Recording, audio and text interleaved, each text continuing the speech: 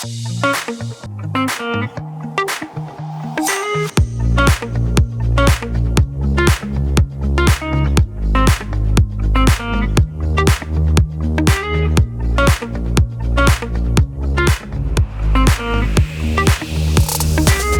everybody, and welcome back to the Price to Sell podcast. I'm your host, Matthew Campoli, and today we have another very exciting episode for you. A lot of you may know who the guest is, and if you don't, you will very soon. But we have the one and only Mr. Adam Stern. Thank you for coming. Thanks for having me, Matt. Pleasure, man. Pleasure's mine. Let's for those that don't know you, let's give them a little brief background into everything you've done so far in this industry. In the industry, so I've been in the business like almost 17 years. Yeah. Started young. It actually started as a fluke. I had my own business when I was 16 years old. Yeah, I saw that. And I sold it. And it was an interesting time. You're like 20, 21. You have money, but for like a 20-year-old, you don't really have money for an adult. Yeah. But you have no career, no job, no nothing. Yeah. A little bit lost, and like a bunch of people just like, oh, you should go get your real estate license. And so I did that, and I was really, really fortunate. I joined one of the first Canadian independent brokers, and so I credit a lot to him because I was trained like really, really old school. Mm-hmm. I was that guy that was crying in sales meetings before. Like he made me cry. I've cried too. Yeah. And so I just thought that what I was getting, when you're 22 and you get in you're young, right? But you started, how old were you? I was 25. When you're 22, 20, you don't have like people in your network that are buying and selling real estate. I know guys that age right now, and they're all like, Matt, what can I do? Right? Yeah. So, you don't really know what to do. I just wanted to really, really learn. And I got a lot from him. And then, I spent a whole bunch of money like training, doing all this training, going on all these seminars. And I was really fascinated by the business. And what fascinated me the most was what I was learning how to build my business through like for sale by owners. Yes. Okay. These were people who had homes for sale, mm-hmm. And didn't have an agent. So why wouldn't I speak with them? Of course. And so I did that for a few years. I had relative success for my age as a salesperson, but the business really fascinated me, and I came from a business background, not just sales. And all you hear, you notice like even today you hear like all the sales seminars go like, if you treat it like a job, it's not good, but if you treat it like a business. And I was like, but is this really a business? Yeah. And then I got really into the data side of things where I was like, why are so many agents failing? Are they all that bad? Mm-hmm. Or is maybe the system a little broken? Anyways, I was young and maybe a little naive to some stuff. To have that thought process at that age, very good. Yeah, I don't know. I just thought it was kind of an interesting business. And I was always like the young, like, oh, you're so young. And I didn't feel that way. I actually didn't like it. Yeah. And then I thought, you know what, I'm gonna start a mentorship program. And I always remember this because I created this program. I took it to the guy who trained me. Mm-hmm. And I said, hey, I want to do this in the brokerage, and I want to do this. And he's like, Adam, the wheel, it's always going to be a wheel. It's never going to be a square. Can't reinvent it. And I actually get motivated when someone tells me you can't do it. I'm the same way. And I actually need it. I hate it. Yeah. I need it in my life, right? Yeah. If you don't have it, it's just like... And that's actually been a theme of mine, right? Like people have always told me no. Mm-hmm. Like, oh, this is silly. What are you going to do? Train agents? So I took it to the biggest Royal LePage in Canada. And I remember she hired me. And then right after she hired me, she was like, hey, have you ever trained an agent before? I was like, no. I actually never trained an agent. She's like, so how do you know it's going to work? Yeah. Anyways, long story short, the program actually took off and was wildly successful. And I reflect on it all the time because I had no idea what I was doing. Yeah. The principles behind the program were, if you ever walk into a room of 2,000 agents, 1,000 agents, which I've done before, mm-hmm. and ask the crowd, who here is bad at sales? Like no one's going to pick up their hand. Yeah. Right? So there's 1,000 agents there, and you can ask them like, who here is good at sales? And everyone picks up their hand. Of course. But what's super interesting to me about our industry, and not to trash our own industry, I'll use a sports analogy, right? Like imagine LeBron James, who's, a pro basketball player, one of the best in the world, took like 6 free throws a year as practice. Yeah. He probably wouldn't be as good. 100%. In our industry, we don't practice sales. Mm-hmm. Right? Like you walk into McDonald's, you say, hi, I'd like a Big Mac combo. Someone's going to say, would you like fries with that? Yeah. In our industry, when someone's like, hey, if I buy with you, will you give me a kickback? We go, oh my God, let me call Adam. I don't know what to. Yeah. Because you've never practiced, but that's our industry. Yeah. It's just filled with objection handlers all the time. Yes. And so I came up with this simple thing. If an agent has value, control, and confidence, they're unstoppable. Yeah. Right? Yeah. And in our industry, think about it. How hard is it to be in control? You're with a client, the mother, the uncle, there's so much stuff it's hard to remain in control.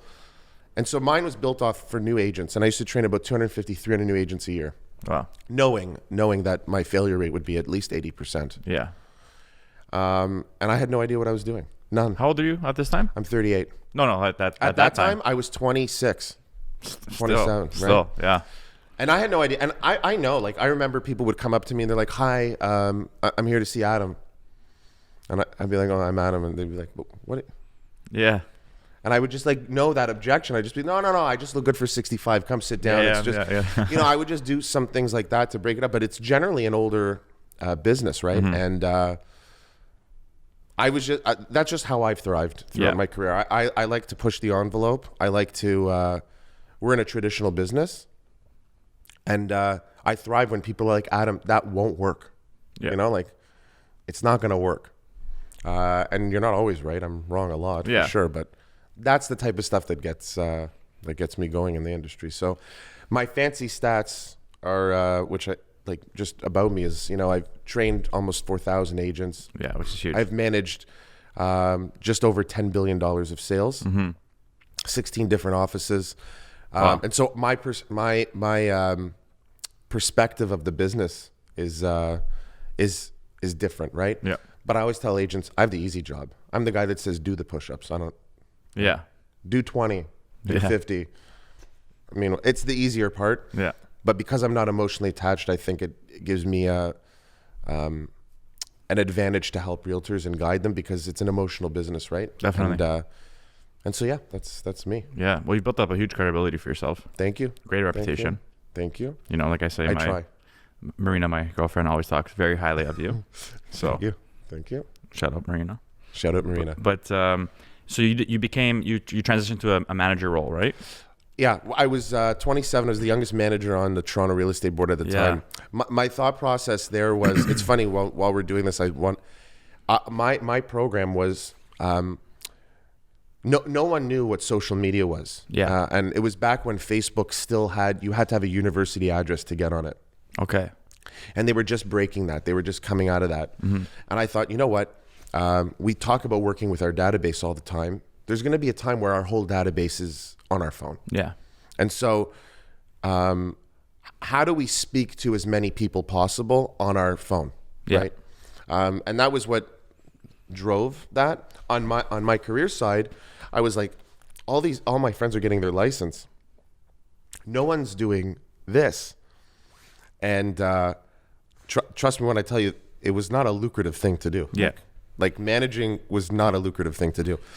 I was like, you know what? If I do this for a few years, brokerages will start expanding, but no one will really have a specialty in running them, right? The most natural evolution for a broker is an agent does really well over a number of years, and then they just go, you know what? I'm going to open up my own brokerage. Yeah. 75% of them are not profitable. Interesting. And the reason for that is because they could be a really good salesperson, but they might not be a great broker owner, right? I actually worked and I worked the broker business and came up through that. And I thought that would give me an advantage at some point in my career.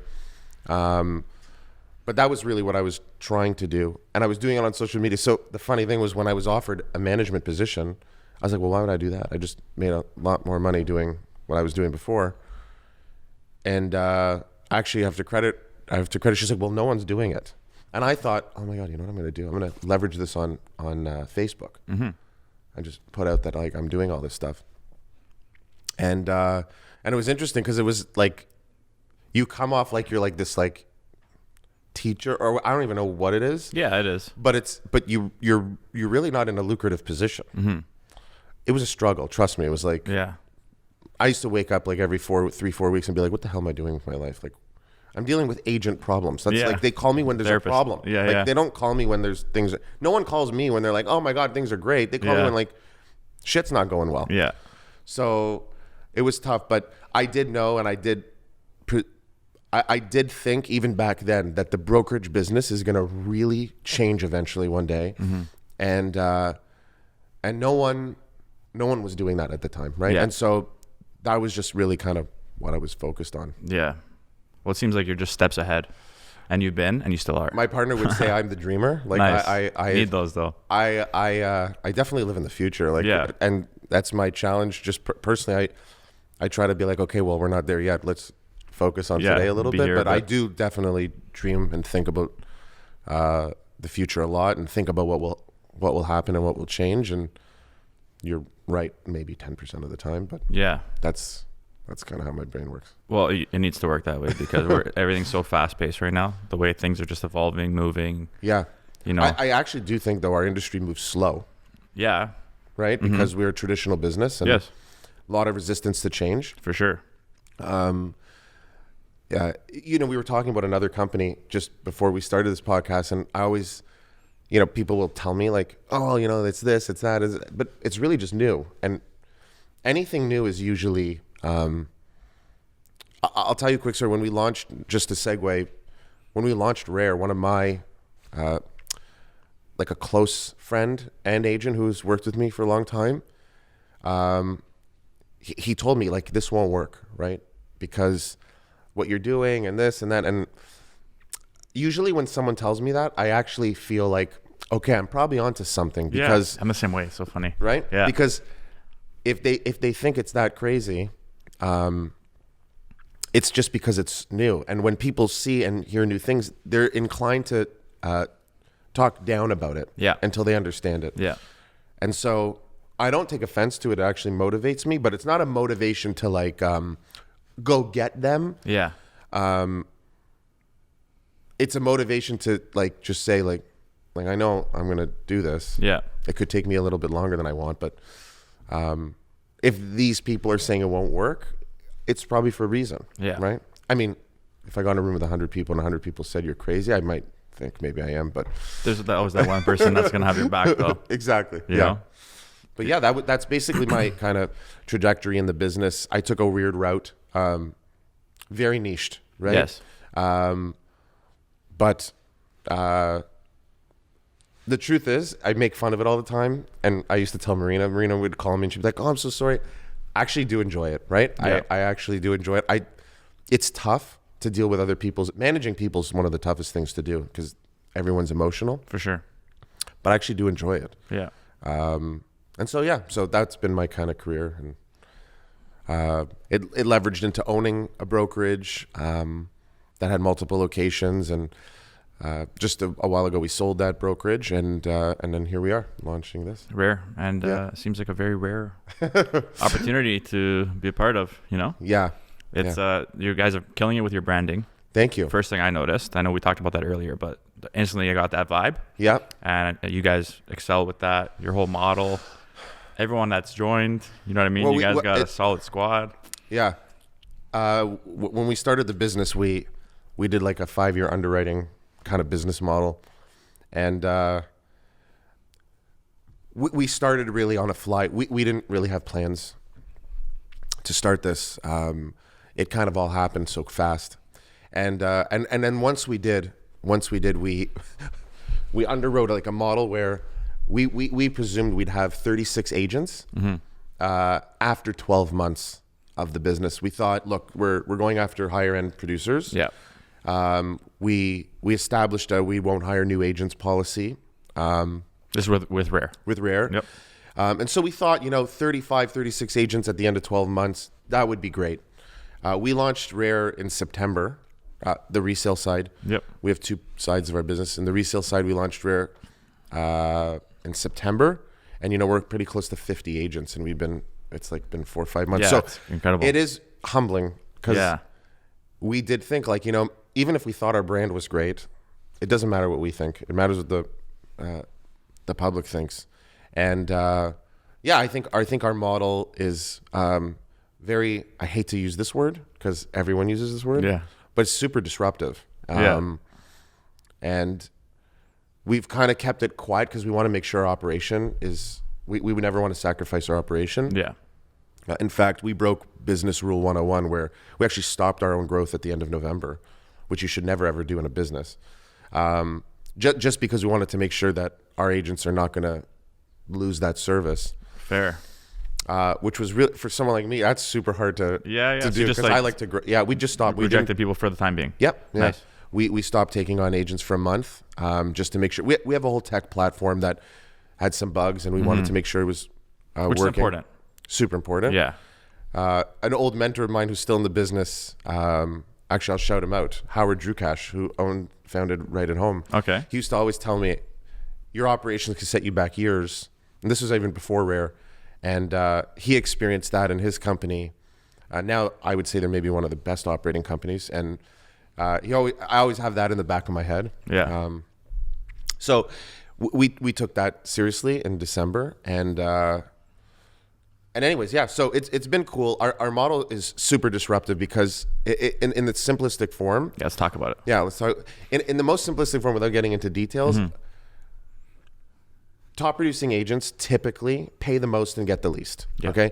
And before we get into this, I do want to say that we work with some of Rare has a pre-construction business. We're actually bringing over $2 billion to the market just in the next 3 months, Which is crazy. which is insane. We work with some of these broker owners. Aside from these amazing people that own these brokerages, run these brokerages, the platform of brokerages to me are almost nil. There's almost no value here. Yeah. A lot of companies say we're full service. We offer mentorship. We offer training. We offer guidance. We offer support. We have marketing. We have this. The value proposition has really dwindled down to none. And so top producers typically pay the most and get the least. And not to sound rude, but it's almost accepted in our industry. Like if you meet a top producer and ask them, what do you get from the brokers? Nothing but, Jimmy's the best. And I love Jimmy and I've worked with Jimmy for 15 years. Yeah.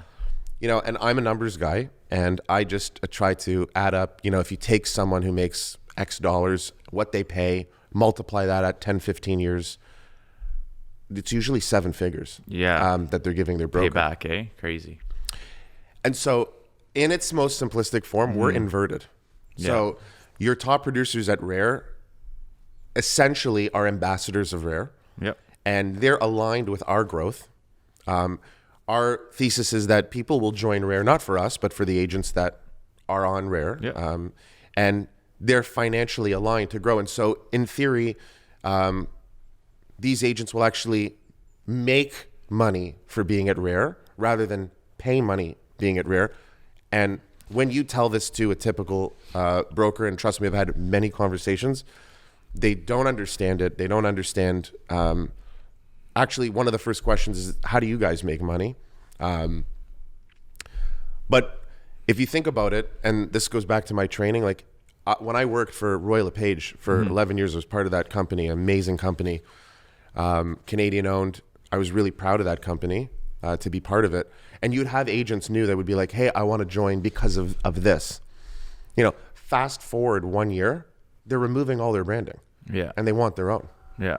And so it made me think they're joining for this brand and then removing all of it. Yeah. Something's not right. It's true. And if you talk to some top producers at even boutique brands, which I actually worked at one also before I owned one, I worked at one of the biggest boutique brand. You'd have, I'm here for the brand. But every 2-3 months, they're in that owner's office saying, I want to do my own marketing. Can I put my... Yeah. And so something's not right here. It's like that. It's always happening. Yeah. It's always the case. Think about, if we get outside of real estate, if I wore some brand, and I'm promoting it, on Instagram, I'm probably getting paid. Yeah. In our industry, we promote our brokerage brand and pay. Yeah, exactly. It's the opposite. It's backwards. There's nowhere that works in any industry. Yeah. And I thought that there was opportunity. I thought there's opportunity with that. Another company which we've talked about, came and proved that works. And so we have 2 lines at Rare that we use. One, shit can get crazy real quick at Rare. What's happening to us is not, I mean, it's amazing. We're super happy and thrilled about it, but we didn't expect the growth we had, which means what we're doing is working. Yeah. And the second thing that we always say was, you know, what worked before might not necessarily be the way of the future. And so we say old principles, new tactics. Yeah. The principles in this business will never change. Yes, foundation. I agree. It's old school. It's been this way. Yep. The tactics on how to, like, for example, I was trained, like, call my database. Yeah, same. Right? Like, call them. I mean, we have a phone. We can message them if we want. We're still speaking to them. I don't know how you, like, some people like to call, some people like to text, but I could, in theory, be on the couch, not dressed, and speak to 100 people. Exactly. That wasn't the case 20 years ago, 15 years ago. So our saying is Apple didn't create the cell phone. They just made a really good one. Yeah. And I don't know if we're necessarily creating anything, but we are packaging a bunch of things differently that I think has really created an actual value proposition. Yeah. Besides me, I'd love agents to join for me, but that's not why we're doing Rare. Yeah. And so, yeah, that's kind of Rare. No, I think it's super cool because I've learned a little bit about it, and it does. A lot of people will not think that way just because they're just so tunnel vision with 100% the way things are. 100%. So unless someone actually learns a bit about it, I feel like they'd be surprised as, oh, I have this. Why is this has not been around before? You know? Yeah. Super interesting. Definitely think it's a way of the future. Yeah. And you guys are aligning with that. Thank you. So super cool. I do want to get into some, because you obviously come with a ton of value. A lot of our audience is newer agents. Sure. People getting into the business. So just some 2022, some tips for agents to, surpass the average. Sure. Well, first of all, I wish I had all the answers, but I actually think about this all the time because my foundation is training new agents. I also have an interesting view. If you scroll my feed, probably like your feed, I'm probably 70% realtors. Yeah, same. And so easily. I could tell you, look, I'm not trashing our industry. It's a sheep industry. If one person does something, everyone else wants to follow. My advice is do something different. You know, I tell this story. I'll share this story with you, and I've shared it with all my realtors. 9 years ago, I was new to management, and I took my commercial team for dinner, and my commercial team consisted of 4 agents. It's not like a big commercial team, right? Yeah. And I always remember I took a picture of a steak, and I put it up on Instagram, like actually a post. This is a long time ago. Yeah. And I was like, congratulations to my commercial team on an amazing, whatever year it was. Can't wait for the next year. It was something like that. Yeah. And one of like my really close friends who I've known for a very long time sends me a message and goes, "Hey bro, didn't know you do commercial." You know? Yeah. And I was like, here we are spending all this time and effort and money like branding ourselves. Yeah. I had thought it was pretty obvious what I do. I've spent a career trying to be in this like management, commercial, residential, brokerage business guy. Yeah. And like one of my best friends, like, "Hey bro, didn't know commercial." Long story short, it was a double end of a $4.8 million deal from a steak, right? Yeah. So I tell my agents this story and I say, if steak got me double-ended $4.8 million deal every day, I would just post steak every day. But it's not the steak that started that. It was the messaging, right? Fast forward today, if I were to take a picture of us here, maybe I get X likes, and if I throw up my 5-year-old, trust me, I get way more. Yeah. But everyone saw it, right? Yeah. And so it's not really about the likes. It's not, I always tell this line that I love: facts tell, stories sell. And so agents need to tell a compelling story. Yes. And my advice for new agents is to push the envelope. Don't go on Matt Campoli's wall and copy it, because that works for Matt. Yeah. It might not work for Jimmy out there who's like, you don't need to do that. You could try and it might work. But you could be different, And I do think, I think the industry is filled with tons of copying. Yeah. Which is fine. It's part of the business. But if I'm new today, I want to learn from agents, but I also want to think of my own angle, and I want to think of the story of why people should work with me. Definitely. My number one thing to ask agents is, if you ask, and this is actually interesting industry wide, if someone were to ask like, hey Matt, why should I work with you? If you actually answered that question, which you do all the time, if you go home and think about it, a lot of agents say the same thing, right? Yeah. You would answer, I do this, I do this, I do this, I do this. Yeah. And another agent, and so I call it the I work hard line, right? Yeah, I work really, really hard and care for my clients. Yeah. And then another guy comes in, no, I work way harder. Yeah, exactly. And I really care for my clients. Yeah. And then someone else comes in the third time, is like, no, I work the hardest. Yeah. And the clients that work with me are like family. Yeah. Most people who are listening and ask you that question don't care. Yeah. But if you're being asked why should I work with you? That's actually what part of your value has been, to get asked that question. Mm-hmm. When you started, no one was asking you that question. Exactly. You built up a brand, you built up a name, you worked really hard, and now people are asking, hey Matt, they're asking you for your advice. Yeah. And so that's something I tell new agents, right? You have to come up with a compelling story of why you. Yes. And it can't be you work hard and you do photos and you know the area. Yeah. And, I love new agents who are like, I got my license because I love real estate. Yeah. My old broker taught me, he's like, when you show a house, you don't go, here's the walls and here's the ceiling and there's the door. That's not what makes you good. Mm-hmm.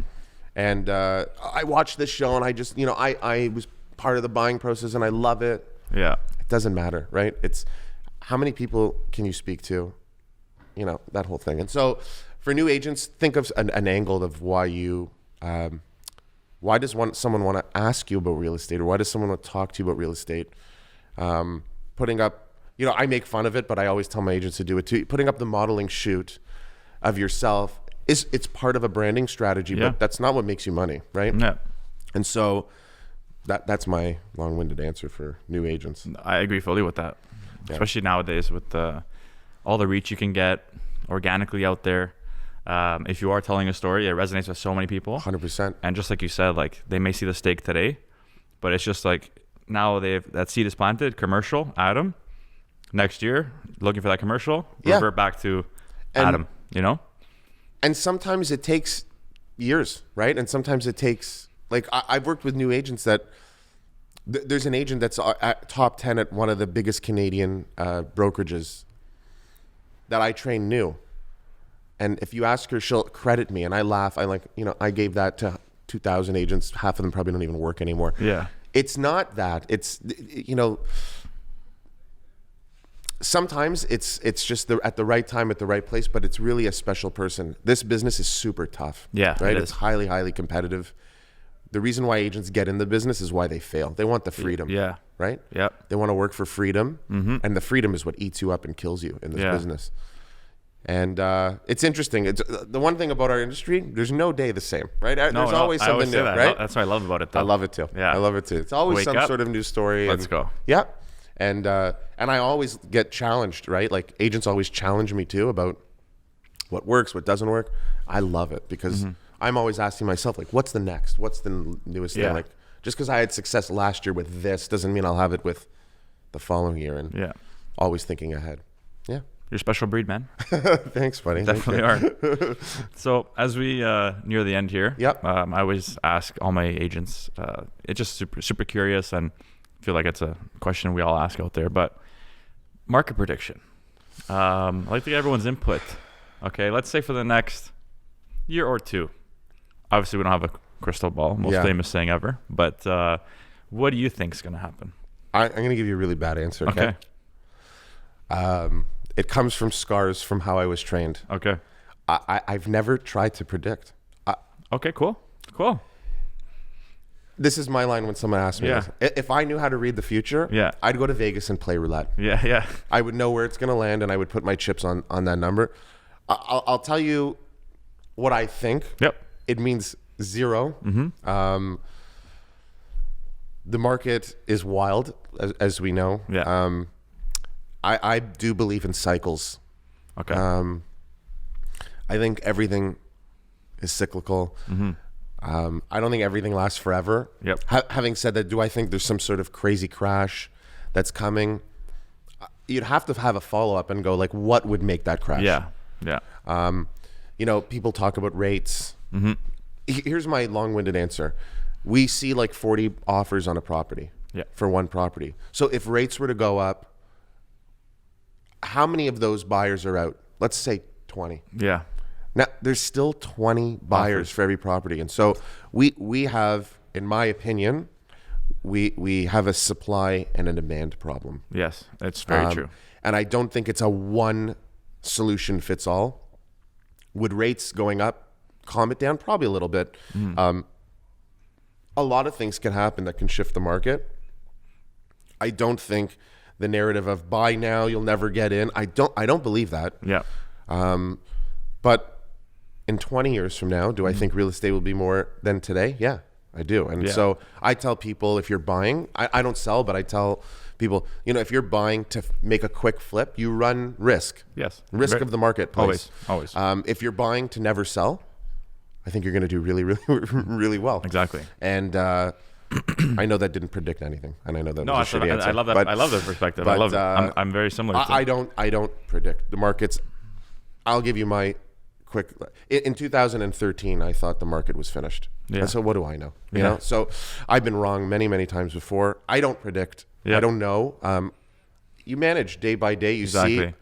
But I do think that everything is cyclical. I do think at some point we'll have a problem. I do think at some point, you know, debts will be too high. I do at some point think, but over the long term, which is probably how we were all taught at some point to buy real estate, it's probably the best asset. Well, I'm biased, right? And you're biased too. I agree. I mean, more than all one this NFT person stuff. saying I'd love to learn about it, but I don't know anything about it. But it's probably one of the best assets. I don't know a lot of them, so it's one of the only ones I really know, and I believe in it. And I think there's always could be problems in any market, and that's why it's called a market. Exactly. It goes up and down, and we haven't seen a lot of down.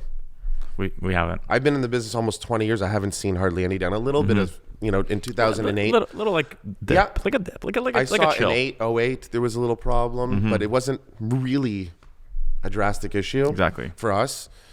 And then in 17, when government and you know, there could always be stuff, but long term, I think if someone is out there listening and thinking like, I'm going to wait for the market, I don't think that that's been a good strategy for 100 years. Agreed. And so, but when is the best time? If you're trying to time it, you'll never win. Exactly. And I've learned that too. Right? You'll never time the bottom. Ever. Yeah. Never. So that's my don't do it out there. Long-winded, shitty answer. Listen to Adam, okay? Great answer. But man, we can go all day. Yeah. I appreciate you coming on. Thanks for having me, Matt. It's been an awesome time. If for all of those who maybe want to learn more about Rare and yourself. Yeah, I think Rare, check out our Instagram, check out my Instagram, go to our website, rarerealestate.ca. And yeah. What's the Rare Instagram? Rare Real Estate. Right? Simple enough. And Rare yours? Real Estate. Mine's Adam Stern. Yeah, just simple enough. Simple enough. We're gonna post everything in the bio, guys. So everything's in the links. Yeah. If you want to learn more. And Matt, thank you for having me. You've done an incredible job with your own brand, personal branding. Appreciate that. You've been in the business like a minute. And you've done a really good job, and your name comes up. This is the first time we've met. Yeah. Although I've known of you, and we have, you know, your Marina and through Marina and stuff like that. But you've done a really good job. So appreciate that. You should. Your future is super bright, and you should keep on doing what you're doing. Awesome. From the future thinking guy, that means from a the lot. dreamer, I'm living. There in you the go. world. Yeah. That means the most. So I appreciate it, man. Thank you. Thanks for coming me, on. Cool. And to everyone out there, don't forget to like, subscribe, share, and we'll see you on the next one. Cheers.